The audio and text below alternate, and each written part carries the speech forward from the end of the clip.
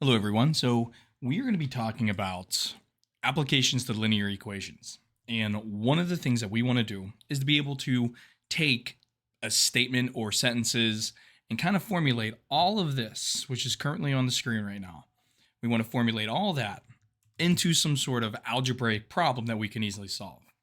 So, the best thing that we can always do, all right, and this is like kind of what I call step one, is just to understand. All right. Now, the key to this,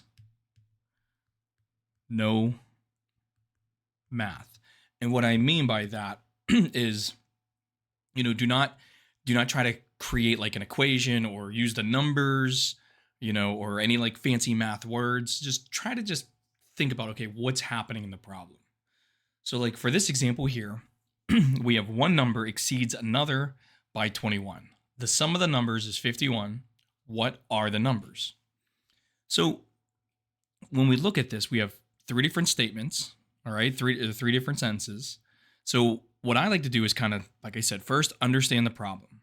Well, understanding the problem basically comes from the second statement right there, all right, which is we're just adding numbers. So that's what I'm going to write. All we're doing is adding numbers. Okay. Now, step two would be something like, what do we know? Okay. Now, since we're adding numbers, they have to have a total, correct? And that goes back to another thing, which is finding keywords. All right. The keywords in this statement are going to be sum and is. In fact, the word is the biggest factor here. It's the biggest, I guess, special word. And that's because that is our equal sign. So we know that these two numbers, the first number plus our second number, has to be equal to 51. But now that begs the question, what do we know about these numbers? Do we know anything? Well, if we look at the very first sentence, what we know is one of the numbers exceeds the other number by 21. All right. So when you take a step back and you think about this, we know what one of the numbers actually is. It's bigger. It's the first number plus 21. All right. So what I'm going to do here on the left-hand side, right-hand side, is I'm going to say, well, I'm going to let x equal the first number. Okay. And by doing that, I automatically know number 2 because the second number has to equal x plus 21. All right. Now, step 3 is going to be our plan. And when we say plan, this is where we mean like maybe you have to look up a formula, or maybe you have to look up a definition, or maybe you have to create your own equation. And the majority of the time, we're creating our own equation. In fact, we already have our own equation. It's right here. So the first number is x. The second number, and I'm going to put it in parentheses because I'm grouping it together so I know it's my second number.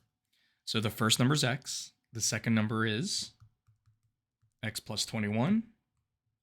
And it has to total up to 51. So the only thing I have to do now is step 4, which is go ahead and solve. So we're just going to go ahead and solve this problem here. We get 2x plus 21 equals 51. Isolate the variable terms and constant terms, the opposite sides of the equation. Divide both sides by 2. And we find that the first number is 15.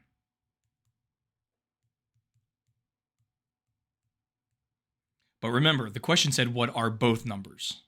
So if the first one is 15, then our second number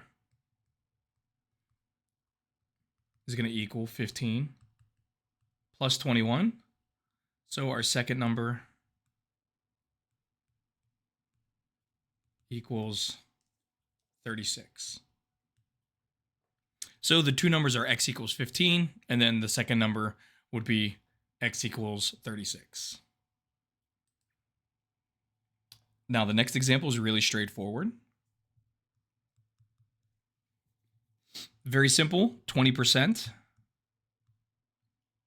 of what number is 40? So once again, step one, what are we doing? We're finding a percentage of a number. Okay. Step two, what do we know? Well, we know, and I'm going to rewrite the problem because this one is very straightforward. I'm just rewriting it here. And here's what we know. The most important word in this entire phrase is the word is, because that is our equal sign, which means anything to the right is going to be on the right-hand side of the equation. Anything to the left is going to be on the left-hand side of the equation. But there's one thing that we have to do first, and that deals with this. We never ever do math with percents. We always convert them to decimals first.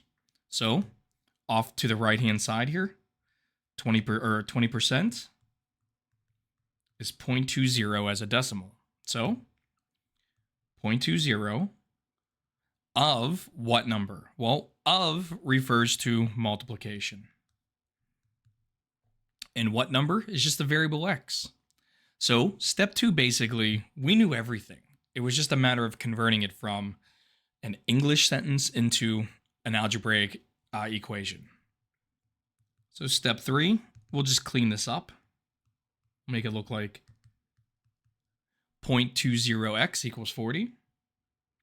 And finally, all we have to do is solve. So I just divide both sides by 0.20. And when you get that, x equals, I'm going to have to use my calculator here. So 40 divided by 0.2 is 200. So I'm just going to write like a nice sentence here.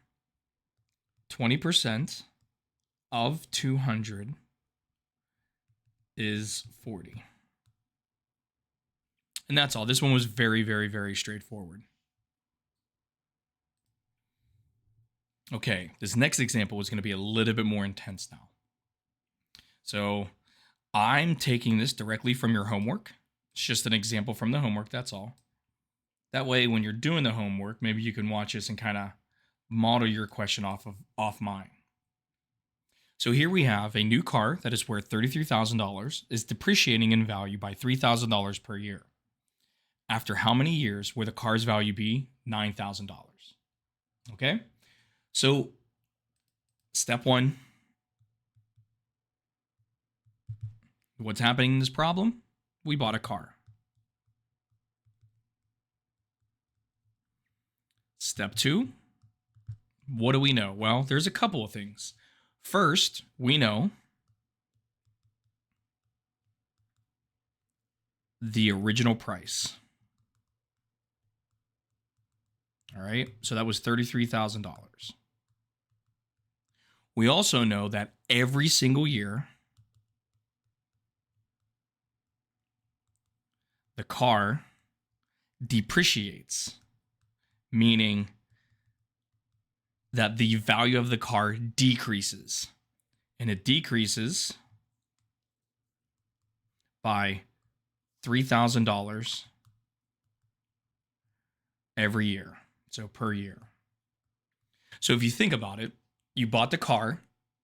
At the first day you own it, it's worth $33,000. A year later, it's going to be worth less money. Now, what math operation screams like less or less than or decreases by? Well, that would be subtraction. So we know that eventually we're going to have to use this in some fashion and subtract. Okay? And the other thing we know, and this is the last thing, after how many years will the car,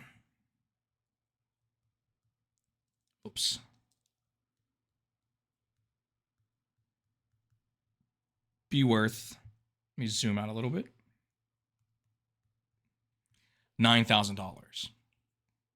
Now, in this statement right here, it's also telling you one more thing, because they're actually asking you how many years.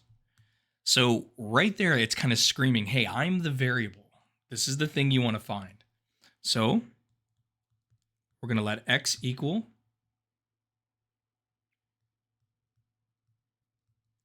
number of years. Okay.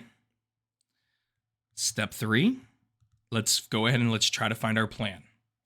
Well, if you think about this, you have the original price of the car, that's day 1. And then after that, every single year, that car decreases in value. So that's going to be minus how much it depreciates. And this has to equal, at the end of the day, $9,000, because that's what we're trying to find. How many years will it actually do this? So, step 4, let's go ahead and let's solve this. The original price, $33,000 minus, it depreciates $3,000 every year. So, 3,000 times the number of years. And this has to equal 9,000. So let's go ahead and let's solve this. First thing I'm going to do is I'm going to subtract 33,000 from both sides. Okay, and that's going to give us negative 3,000x equals negative 24,000. And this should make sense, okay? Because you're depreciating the value. Also, when you divide both sides by negative 3,000, not only do you get a positive number, but you get 8, which means it will take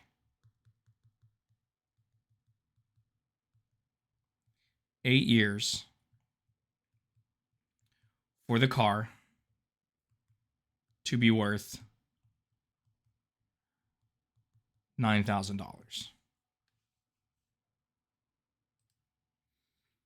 Now, the last problem I want to go over deals with a situation where you're trying to compare 2 different scenarios. All right, but once again, it's going to be linear. That's the way this works. So you are choosing between 2 health clubs. Club A offers a membership for a fee of $16 plus a monthly fee of $14. Club B offers a fee of $25 plus a monthly fee of $13. After how many months will the total cost of each health club be the same? What will be the total cost for each club? All right. So in this scenario here, you're basically comparing 2 different gyms. So step 1, we are comparing the cost of 2 clubs. All right.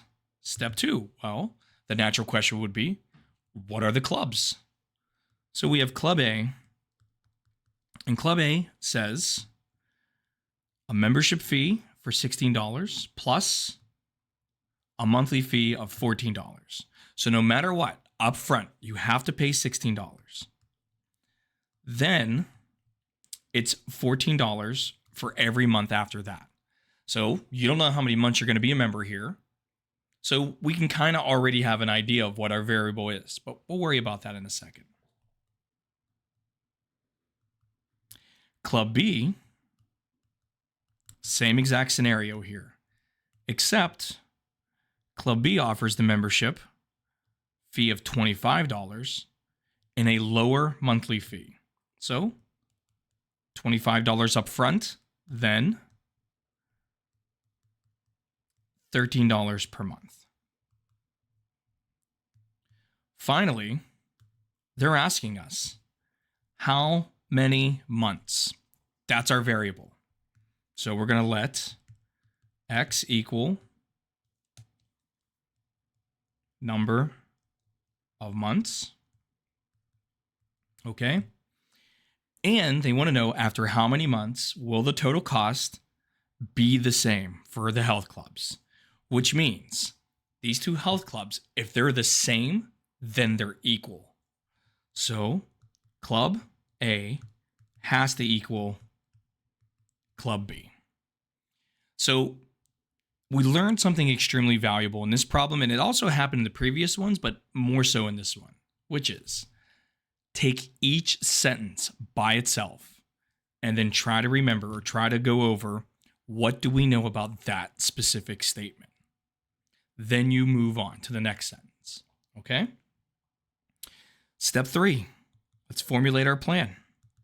So we know Club A has to equal Club B. But what do we know about Club A? Well, it's a $16 flat fee. So this is going to be a flat fee plus a monthly fee. That is the same exact thing as Club B as well. It has a flat fee plus a monthly fee. So what's the flat fee for Club A? Well, Club A is going to be $16 plus $14 times the number of months you're there. This must equal Club B's flat fee, which is $25 plus $13 per month. And by setting these two things equal to each other and solving for X, we're going to figure out how many months will it take for these two clubs to be the equal price or the same cost. All right, so to do this, we're just going to go ahead and solve this linear equation. So step 4 is to solve. So I'm going to go ahead and get my variable terms together first. So I will subtract 13x from both sides. That gives me 16 plus x equals 25. Then I will subtract 16 from both sides to give me x equals 9. So right now we know at 9 months, both clubs will cost the same. All right. And then the follow-up question was, okay, well, what does this cost? Well, since they're both the same, it doesn't matter if you use this or if you use Club B. Doesn't matter. I'm going to do both just so you can see it. So 16 plus 14 times 9. So let me get out my calculator real fast. 14 times 9 is 126. And 16 plus 126, $142. So this is for Club A. Club B is going to be the same exact price. 25 plus 13 times 9. So 13 times 9 is 117. And 116 plus 117 is 142. Just to demonstrate, didn't matter which one we used because they're equal to each other at 9 months. All right. And that is going to be it for this lecture. So enjoy, good luck. And remember the 4 steps. Understand, know math. Write down what you know, assign a variable. Step 3, get a plan, whether it's an equation or a formula. And then step 4, go ahead and solve. I'll see you in the next one.